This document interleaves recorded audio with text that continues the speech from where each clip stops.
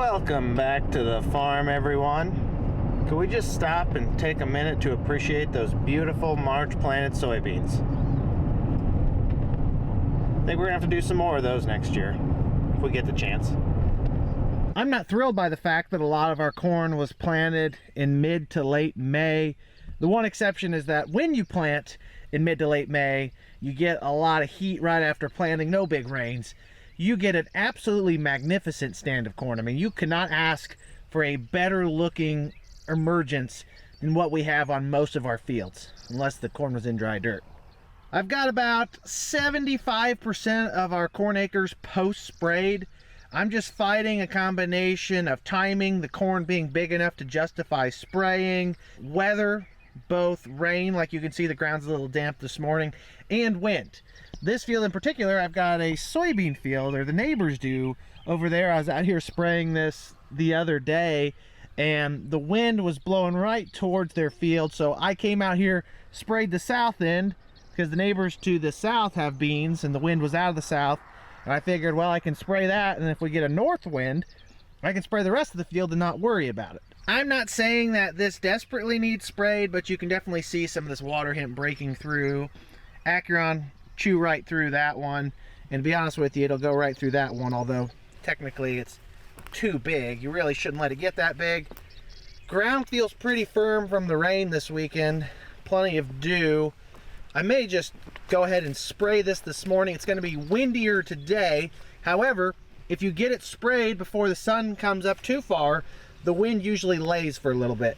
Regardless, I'm very grateful that last year, my first year with the sprayer, we had a very simple spring. Everything went in at the same time. I didn't have to do a bunch of changing, and I was able to learn the sprayer without much stress, because this year, a lot more learning, a lot more cleaning out, figuring out how to do things. It's been windier, which isn't necessarily a bad thing. And overall, it would have been a much more stressful environment for me to learn how to operate. And I'm glad I have the skills that I do to use this year. And don't be alarmed by the hat. I know it looks silly. It's not the most stylish thing I've ever had, but it's my attempt to maybe keep the sun off of my face a little bit more this year. In the summer, spend a lot of time outdoors. Not always the best about putting on sunscreen, and hopefully it reduces my risk of getting any more skin cancer, although I think I was just born with genetics that made that a guaranteed thing. I'm gonna try to spray it. Might get stuck, might not, we'll find out. I've got enough to spray another 60 acres, let's say 900 gallons on the tanker, and it's been on there for 3 or 4 days over the weekend now. This is the exact scenario, spraying post-corn chemical, atrazine in it, where those sparge tubes in the tanker come in handy, because they'll really be able to agitate that back out, because I'm sure the atrazine especially is probably settled out a little bit. Front tank's open, front agitation's open, choke the motor engine.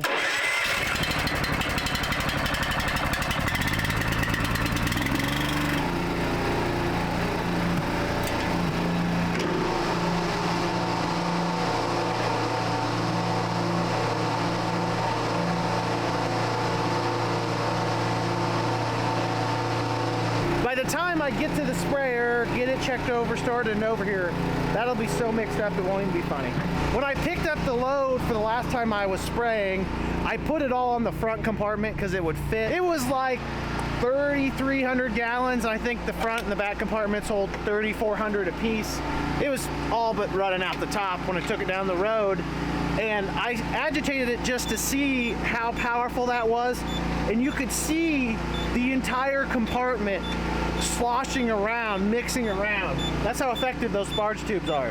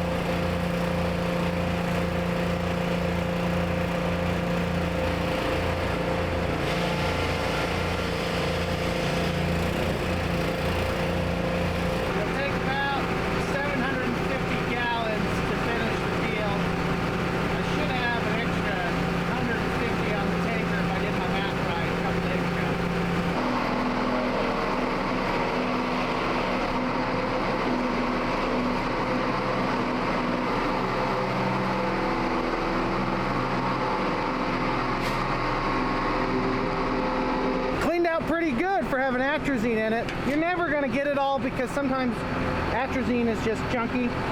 Some of it's not going to go into solution. It may never have been in solution in the first place.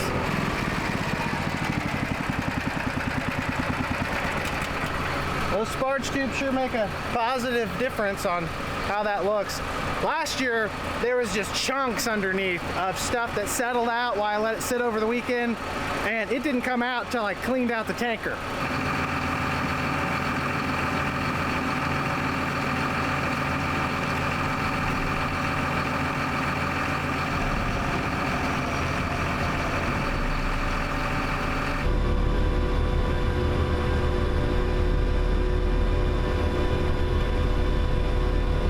Nice thing about these more advanced systems, section control, you can leave a field, hit resume work, and it knows exactly where you sprayed. So I sprayed kind of up here next to the neighbor, but I left that jog because the wind was heading this way, so northwest, and I didn't want to spray this and risk burning their beans. If those were our beans, probably would have just sprayed them. I wasn't that worried, but it's one thing to burn your own crop versus burning the neighbor's crop.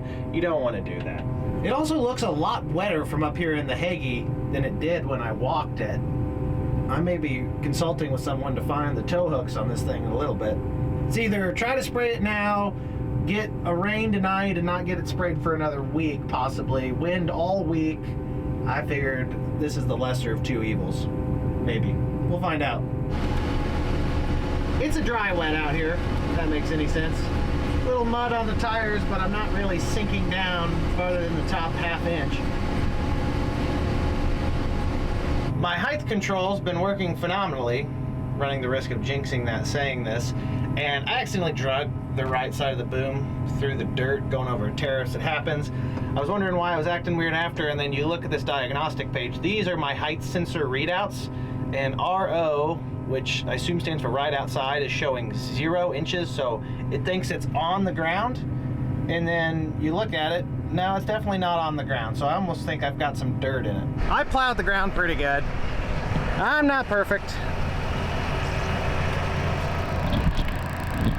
Let's just be this dirt. It's more like mud than dirt. You can tell I've done some tillage. Look at that boom. Got away from me. The buzzing is just the normal sound the NORAC sensor makes when it's running. Don't be alarmed. Guess we'll just go check the sensor. I'm surprised that an inch there was enough to catch that, but maybe it's that sensitive or it shoots farther back than it looks. All it takes is a nice little sip of that Callisto bicyclopyrone, Roundup, atrazine, and honorable mention to the Dole, and it's night-night water hemp. See you later. Well, actually, it'll be 6 to 7 business days before that water hemp is completely croaked. Huh, it is that sensitive. Look, we're back to 34, go home, hit auto, and she's not going crazy now. That may about be the only field we spray, just because everything else is too small or too wet. Pretty much caught up on what I need to be. It's not like that field is exactly dry. Done spraying by 8:30 in the morning. Like I said, I'm out of fields. Probably time to just quit working for the rest of the day. Maybe head to Florida for the week. I'll work for at least another hour and grease the sprayer before I do that. It's always a good sign when you see a bald eagle and then he goes right out of frame. There he is.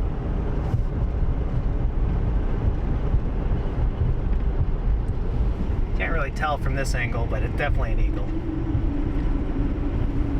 Get run over on this road doing this. While I kill some time and work up the motivation to go grease the Hagee, which probably desperately needs it, I want to show you something that's hilariously ironic about this planting season out on some of our soybean fields. As you may recall, about 2 weeks ago we had a stretch of dry and very warm weather. We worked quite a few fields, got a lot planted, and some of the fields we worked, we were probably a day or two early on. That's kind of the story of this growing season. And as a planter operator, I made the mistake of not dropping the beans in the ground a little deeper with the heat and the wind we had. We worked some of this wet and brought up some clods like this area right here, and when I planted it, I didn't get the best seed to soil contact in these cloddy areas. A hard, balled up soil does not cover seed very well, and in the twisted, ironic fashion of this growing season, I had soybeans after weeks and weeks of too much rain in dry dirt. Isn't it funny that Mother Nature can go that way, that you go from too much rain to not enough rain? It's probably really hard for you to tell on the camera, and those of you who aren't super familiar with farming, the easiest way for me to visualize this for you today, because we've had some rains on them and the later beans have come up, is to show you a plant like this one that probably germinated immediately after planting and is off to the races. And then next to it, there's swaths of soybeans that may have only came out of the ground 2 or 3 days ago. So this has been out of the ground for 10 days. This has been out of the ground for 3 days. The reason being horrible seed to soil contact in some of these wetter, chunkier areas, and it dried up on top.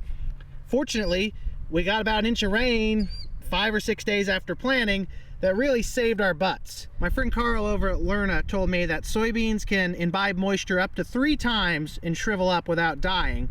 We didn't have that happen here, but if you get moisture and they start to grow, and then the wind wicks away all the moisture or the heat, you can actually have to replant a bunch of beans. Fortunately, we don't have to do that. We got that rain that kind of saved our butts a little bit, and me as the planter operator for not putting them in deeper, and they're all coming up. But this could have been a not great deal. I don't like to see unevenness like this in soybeans, but they are pretty good at flexing to what's going on beside them. So it should be a non-issue. Just didn't look great. I should have taken some pictures right after, because this field was just so spotty. And even some of these areas you can see are still pretty thin. Next time it's that dry and you're planting, put the beans in the ground deeper, even if it looks wet. It just goes back to what I said at the beginning of planting season. Never leave a field of soybeans planted in a condition where they immediately need a rain. And that's the mistake I made on a couple hundred acres that the Mother Nature saved my butt on, because we got a rain, they're coming up. Greasing's like ripping off a bandage. You just gotta do it. This is probably the most important one because it's what has all the travel in it. And it's already squirting out. These do a lot of going up and down, especially the way I drive. Heading to spray a little more corn this afternoon. The sun and the wind's working its magic. Here comes my Uncle Dave. They're still trying to finish up soybeans. South here has been fairly wet, so they're doing all they can. I need to get a tracker on Jeff, either through his phone or on that semi, so I can tell where he is. I know he left home about 30 minutes ago. Just don't know when he's going to be on his way here at the field, so we'll shut her down, take it easy here for a couple of minutes. It's about 80 degrees, a little bit breezy, but we'll be careful. My grandpa and uncle are planting beans to our south here, about a half mile. Don't worry, they're safe. The wind's out of the south today. Man, I really enjoy post-spraying corn. I think this is my favorite thing to do. Once we get 40 acres left, I'm going to throw in 4 things of this Utrisha in. We tried it on soybeans in the last video and last year, and now we're going to put it on some corn. Nitrogen fixating bacteria lives symbiotically with the plants as long as they're alive. This is supposed to be alive. The Utrisha is in the tank, headed out the booms now. You'd prefer the corn to probably be a hair bigger than it is, because coverage is key for something like that. I'm probably wasting some of it. The hard part about trialing some of this stuff is determining when it's logistically sound and agronomically sound to do so, when to use the products, because some of them, yes, to get optimum coverage, we need to come back and spray again. But even if there's a good yield response to some of these things, going back through the field again post is just adding more time, more labor, more depreciation, and sometimes, unless it's just a bin buster benefit, you're not going to do it. Trying it now. I'm a little early on spraying this corn too.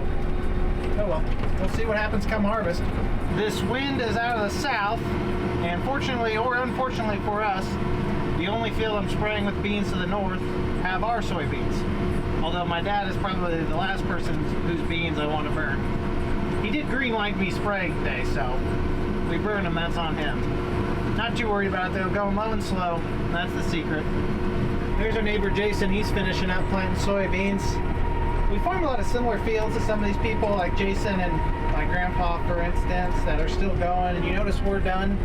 And to be honest with you, it's because we have a tendency eventually to just kind of send it, whereas some of these guys are waiting for better conditions. Can't say I blame them. Inconvenient timing for me. Helen was out here side dressing the field I was about to spray, so I might as well just stay out of their hair and wait for them to be done, which may take every bit of an hour, but I'd rather spray after it's been side dressed than before, because then I don't run the risk of them disturbing what I'm spraying. It's been about 30 minutes or so. Shane is just finishing up that field. I actually went and rode with him for a little bit. It's a pretty fun process, although much less forgiving than the sprayer. A lot more damage can be done with a side dress bar, so it makes it a little more stressful. Just to show you guys again in this video what 3 weeks of corn growth looks like. This stuff I'm spraying now and just got side dressed.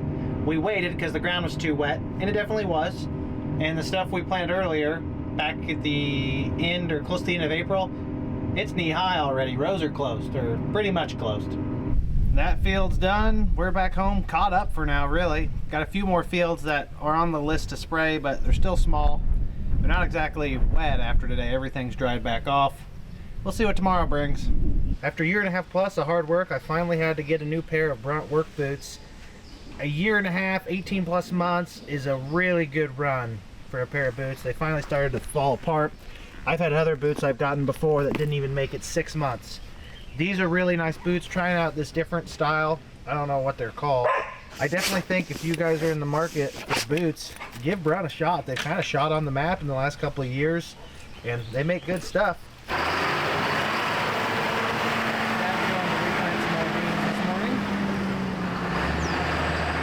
Since I'm caught up on spraying for the day and it's a bit windy, I'm gonna go scout a few fields for Dad to see if we have spots that need replanted beyond what we know of, because I'm sure they exist.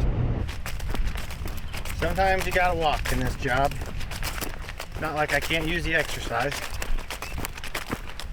On the back side of this 70-acre farm, there was a terrace I planted through that was a little wetter than I realized. I'm surprised that this many beans came up. The problem is that even if he brings the planter all the way out here, runs over beans to get here, I'm not sure how impressive the planting job is even going to be, because I've just made such a mess, muddy. Ugh. That's why you don't plant through these spots. All you do is create issues. I mean, that is literally a 18-inch chunk of mud I pulled up right through the bottom of that. And then somehow there was an unbelievable amount of water hemp in this spot. I just don't understand. I don't know if the field cultivators didn't get a full kill, herbicide didn't hold very long, something. A lot of water hemp. This is a high pressure field though. Some fields, even if you throw everything but the kitchen sink at it, you're still going to struggle to hold the water hemp back. There's actually a phenomenon that occurs with herbicide residual timings and effective lengths. Our beans sprayed in March were really clean. We planted them, we sprayed the herbicide down right after planting, and we got some rains, and then really up until this last few weeks there wasn't a whole lot of water hemp emerged out there. Counterintuitive to that, we have a lot of fields that were worked in late April, early May, sprayed over the top with a residual after tillage, and they are breaking quicker than those March planted beans did. I think the reason is that the weather is warmer, the rains weren't as effective as incorporating these chemistries because they have to be rained in or tilled into the ground to get into the root zone, and it's just overall decaying the effectiveness of them, and there's a lot more water hemp coming out in May than there is in March. So you're asking a lot more out of them, and it looks like this field is already about ready for a post pass just based on how much water hemp's out here alone. I don't think that we'll have any issue cleaning this up with Liberty, but you hate to have to rely so much on post-emergence options. This is one season where you definitely might see an advantage to 15-inch row soybeans versus the 20-inch rows that we went with when we traded for that newer bean planter. 5 inches can mean a lot this time of year for getting to a quicker canopy. When you're planting in early April, it doesn't matter as much because the water hemp doesn't even start germinating until late April, early May when it gets warm out. But here we are, 20-inch rows. Those, even though they're doing great for when they were planted, they've got every bit of 2 weeks, if not 3 weeks to canopy. It's not a big deal because there's a lot of growing season left, but for weed control, it's not what you like to see. We do layer in another residual with our post pass, just not happy to have to clean up so much water hemp. I don't think it would have mattered what chemistry we put out here. It's just you're asking too much out of it, and this is a super high pressure field. We fight a lot of water hemp, corn, soybeans, drainage issues, light dirt. It's just part of it. Every field's different, and sometimes you fight these water hemp for decades to clean them up. I did find another spot for Dad to replant. This is the field I showed you earlier where we had beans in dry dirt. Over there on the west end along the interstate, the water stands a little bit, and there's half-acre total maybe that, although it's coming, it doesn't look great.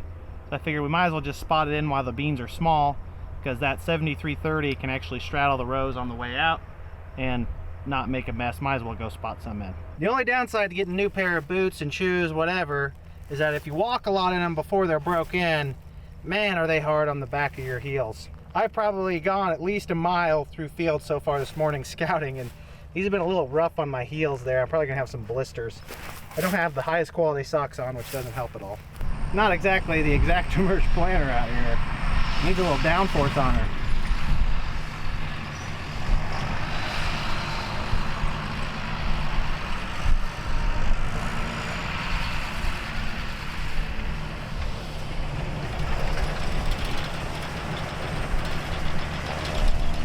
Sheesh, field cultivators missed some weeds there too. That's not good. Huh. Guess it's gonna rain this morning. Didn't know that was in the forecast, but honestly, we'll take a rain. You try not to turn them down in June unless you get 10 inches in 10 days like we had about 5 or 6 years ago on a spring just like this.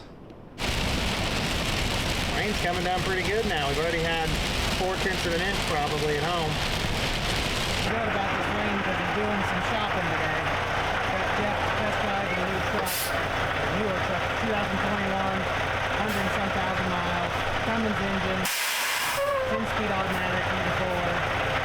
I'm not sold on getting a newer truck, but that's what Dad wants to do and he's the boss. For better or worse, we have a 2021 International LT625 on the farm now. Had to get the power tarp hookup installed here at Brum Levy's in Effingham. Bought the truck at Rush Truck Centers in Effingham, so it's not like we had to go far. And we'll see how we like it. It has emissions, which isn't the greatest, but so do our tractors, and we get along just fine. This truck feels like a completely different driving experience than our other trucks. I mean, it's almost 2 decades newer, which is kind of scary to think about. It's got the X15 Cummins, not tuned to super high horsepower, so it ought to be fairly fuel efficient. And then we've got the 10-speed Eaton Fuller Ultra Shift in here that's supposedly more intelligent than the Ultra Shift our older trucks have, so it'll actually skip gears when it's empty, doesn't sense a load, get you up to speed faster. This is my favorite feature, probably in here just for Dad, the Get Out and Look sticker.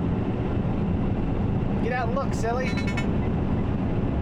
Way smoother riding down the road, way quieter so far, and it has air conditioning, which is 3 things our old trucks do not have. They're not smooth, they're not quiet, but I've come to love them, so this truck feels very foreign to me.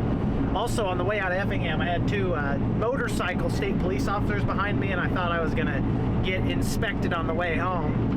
They'd be real upset when they found out I didn't have a license or insurance. I'd probably have to take off on foot. Don't know if they'd even be able to catch me. That's a joke, ladies and gentlemen. We follow the laws and regulations of the road of the great state of Illinois and our beloved federal government 99% of the time. Okay, 100% of the time, if you're watching, legally speaking. Jeff's been hauling corn this afternoon, and I would say that we've got time to get 1 load to the elevator. We've got a trailer sitting there with nothing on it, so might as well hook up to her and see how this thing pulls. Having 3 of these trucks out and about, licensed and insured, we don't have to swap out the tanker to haul grain, so I'm just gonna leave that on the tanker until we get to the heat of the summer, and we might switch them just to get air conditioning. This will be convenient for now. And this doesn't have tinted windows, so you can actually see out of it. Pretty good at that.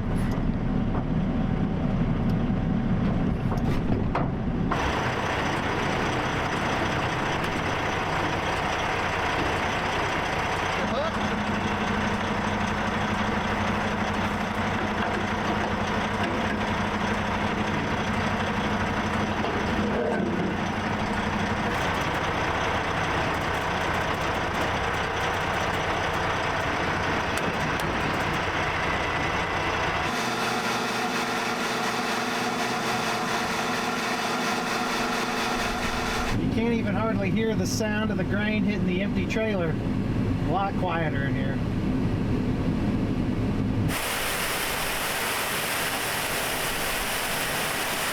Being a 2021 with only like 120,000 miles on it, this truck actually has a factory warranty left for the next half a year, 7-8 months, I think. Powertrain, engine, transmission, after treatment, all that stuff. The only thing I could foresee being a major issue, unless there's some kind of gremlin with the engine, is the after treatment, the death system. That's what people hate the most about newer equipment in general. We'll see what happens. Usually by the time we get a truck, it's on its second engine. It's not just breaking in the first one. Yeah, there's probably a lot better places we could have spent our money. I'm not going to disagree with that, but this is Dad's deal. He really wanted a newer truck. I told him it may not be any more reliable than an older truck. Here we are. When the boss speaks, he's got the checkbook to back it up. I sure don't. First load of corn on her. Or him. I don't know how it identifies. It doesn't feel any more or less powerful than our other trucks.